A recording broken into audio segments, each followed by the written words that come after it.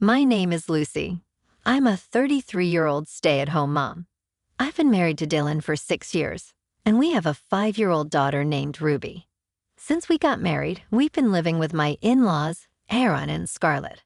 Both they and Dylan treat me more like a housekeeper than a family member. We live in Dylan's hometown, a quaint little farming community.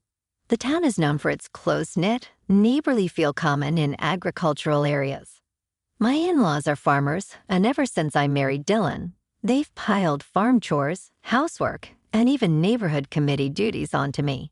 No matter how much I protest, they simply say it's the duty of a daughter-in-law.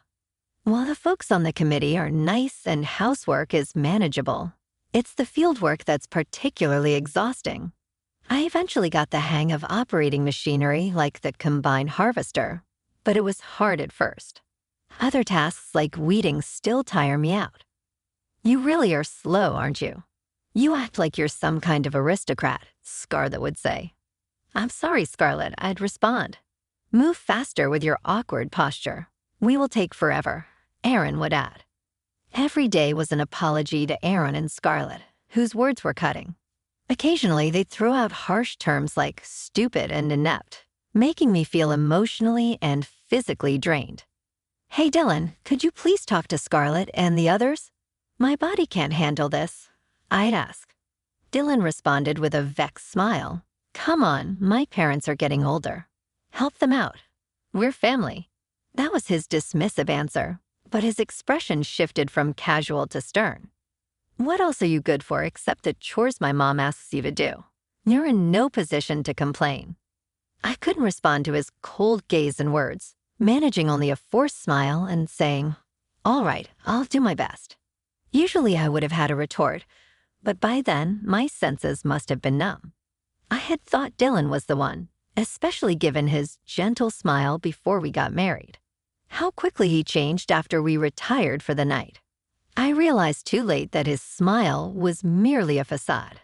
While he never raised his hand to me, Dylan became emotionally cold and left me feeling isolated. The only blessing in my marital life has been our daughter, Ruby. Mom Ruby is turning 6 next year and will be starting elementary school after preschool. She runs to me, and we embrace as we hug. I stroke her head. I snap out of my daydreaming. Mom, today at preschool, this time walking back from preschool with Ruby is the most peaceful moment of my day. Mom, does your hand hurt? Ruby looks at me with concern. I had a bandage on the hand I was holding Ruby's with, a scrape from working in the garden. Thank you, but I'm fine. I smile at her. Ruby's face relaxes. You're late. You're spending too much time just picking up a child. We are greeted by Scarlett's sharp voice as soon as we step in the door. Ruby and I both flinch. I wish she'd at least greet Ruby with a "How was your day, Scarlett?" Dylan and my in-laws have always been cold, not just to me but to Ruby as well. I quietly tell Ruby to put down her bag. As Ruby heads to her room to escape Scarlett, I hear Scarlett snort. Lucy, don't you plan on having any more kids? Ruby is already 5, time for a baby boy. I internally sigh. Here we go again. My in-laws are traditional and have always nagged me about needing to give birth to a son. While I stand there grimacing, Scarlett seems to remember something. Lillian and the whole family are coming for the summer vacation this year. Unlike you, she's a good wife who's given birth to 2 sons. Show her some respect. Lillian is Dylan's sister and my sister-in-law. She lives in Boston with her husband, Stephen, and their 2 sons, Leon and Glenn. They are as self-centered as my in-laws, and I find them hard to get along with. Leon and Glenn are no better. Their lack of manners is apparent. It's rare for Lillian to visit, except for Christmas, so it's odd she's coming for the summer. The mere thought of the upcoming vacation gives me a headache, especially considering the friction between Ruby and Lillian's boys. Stephen's a decent guy though, so that's a relief. Fine, I'll prepare their bedding. As I head upstairs, Scarlett calls out after me. Why not ask Lillian for some tips on how to give birth to a boy? My head heats up at her insensitive comment, and I feel dizzy. I turn back and see Scarlett's unsettling smile. Ignoring her, I go to my room and unlock my phone. The truth is I have another source of comfort. Messaging with my first cousin, AI, who's like a sister to me. She's also a housewife and lives in Boston. We vent to each other about our families. We can't chat long because we both live with our in-laws, but these small exchanges are one of my stress relievers. I open WhatsApp to tell her about what just happened with Scarlett, but stop. There's already a new message from Nana. Reading it, I'm shocked. About a month later, Lillian comes to visit for the summer vacation, bringing only her sons, Leon and Glenn. Scarlett tilts her head, puzzled by Lillian's actions. Hey, where's Steven? He got caught up with some work, Lillian responds. That's a bummer. Well, make sure you all relax and recharge. Scarlett nods in agreement. Let's play with water in the yard. Leon and Glenn toss their bags by the door and dash outside, peering out. They had turned on the garden hose to full blast, splashing water all over the yard. If they keep spraying water like that, it's going to be tough cleaning the walls. And Aaron's cherished potted plants were nearby too. Unperturbed, Leon and Glenn happily splash water and mud at each other. Wondering where Ruby was, I glance around and see her watching Leon and Glenn's antics from an upstairs room. I'm tired, housekeeper. Where's the food and coffee? You're as slow as ever. After tossing her bag in the living room and sprawling on the sofa, Lillian says this as she cranks up the air conditioner. I suppose by housekeeper you mean me. I silently pour coffee into a cup and set it down with a clatter in front of Lillian. A bit of coffee sloshes out of the hastily placed cup. The room falls silent, perhaps shocked by this uncharacteristic move. Excuse me, do you even know your place? After a bit, Lillian glares at me, visibly angry. Dylan, who was nearby and looking surprised, and mother-in-law, who was also visibly angry. The only would have apologized immediately, but today was different.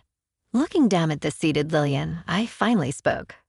Small world, isn't it? Your affair is with my first cousin's husband. You're done. Caught off guard by my sudden words, mother-in-law and Dylan tilted their heads, confused. But Lillian, right in front of me, was visibly shaken, her eyes wide, and her face pale. To explain, let's rewind to the day I found out Lillian was going on a summer vacation. I was about to vent to my friend, Anna, via text when I received a shocking message. I'm getting a divorce. Nana had texted. Concerned, I immediately replied, asking if she was okay. I found out my husband is cheating on me. I'm tired, and I'm considering divorce, Na replied.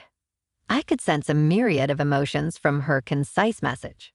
Can we talk tonight? She texted, and I agreed.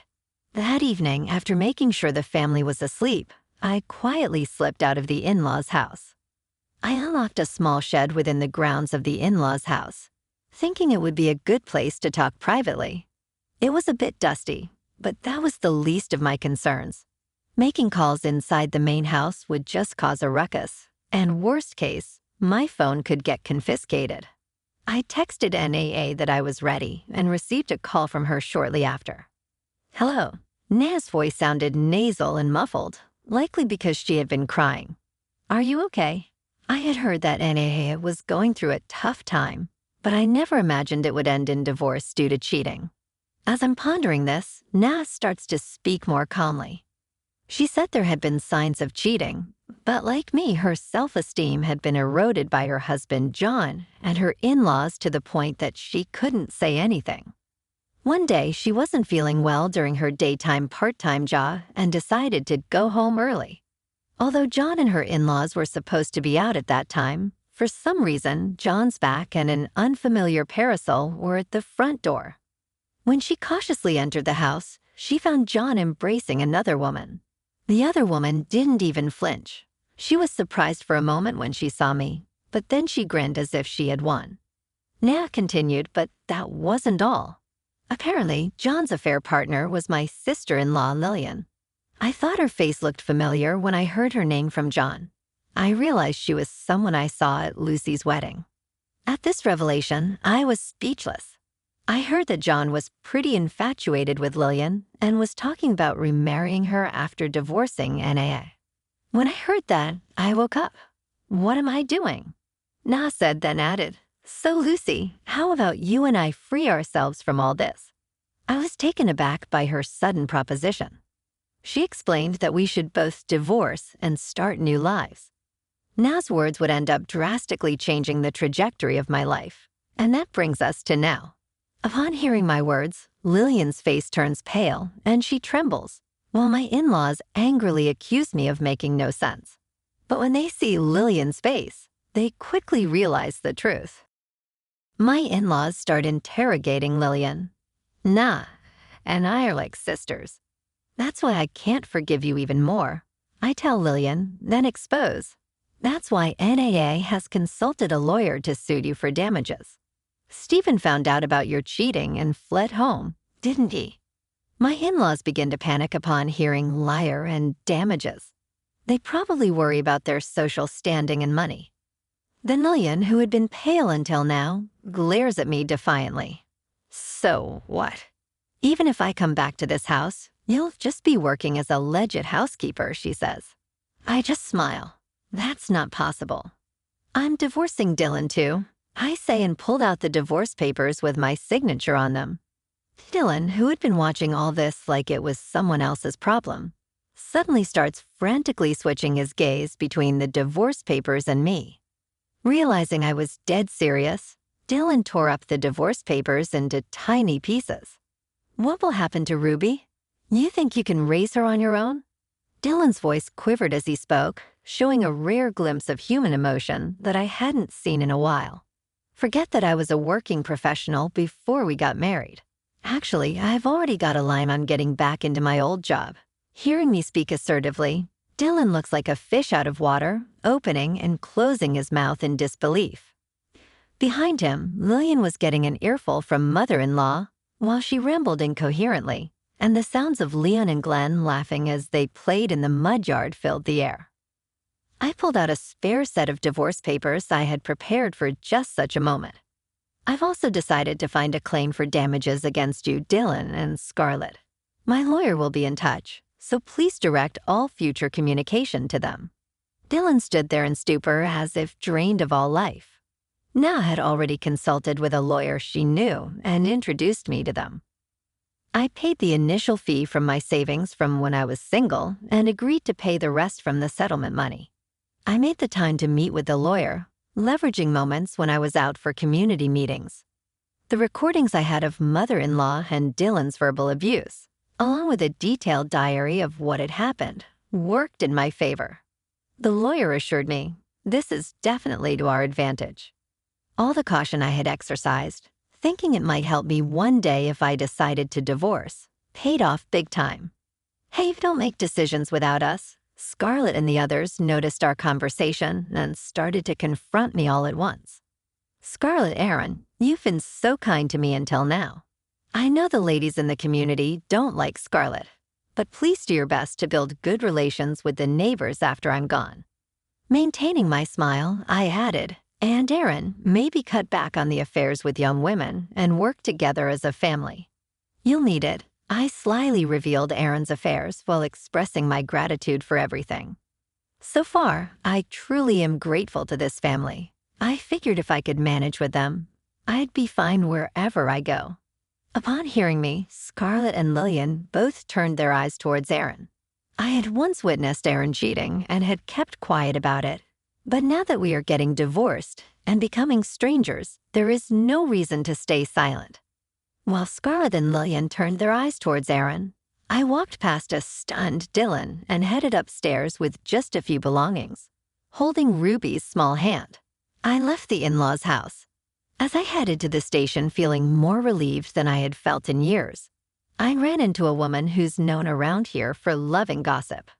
I told her everything, what I had gone through, and what had just happened. 2 months later, my divorce with Dylan was finalized. Na's was too. Dylan transferred more money into my account than he was required to, saying it was for mother-in-law, and I even received an apology letter from her. I haven't responded. I have no plans to associate with them anymore. Thanks to the gossip-loving woman, they're now under criticism from the community, labeled as a morally harassing family, abandoned by their sons' wives, and moreover, the daughter came back home after cheating. Apparently, mother-in-law had to sell off their fields to pay me the settlement money. I've heard that mother-in-law is now treating Lillian like a housekeeper. Right now, there is chaos due to Aaron's affair, as I found out through a call from Dylan.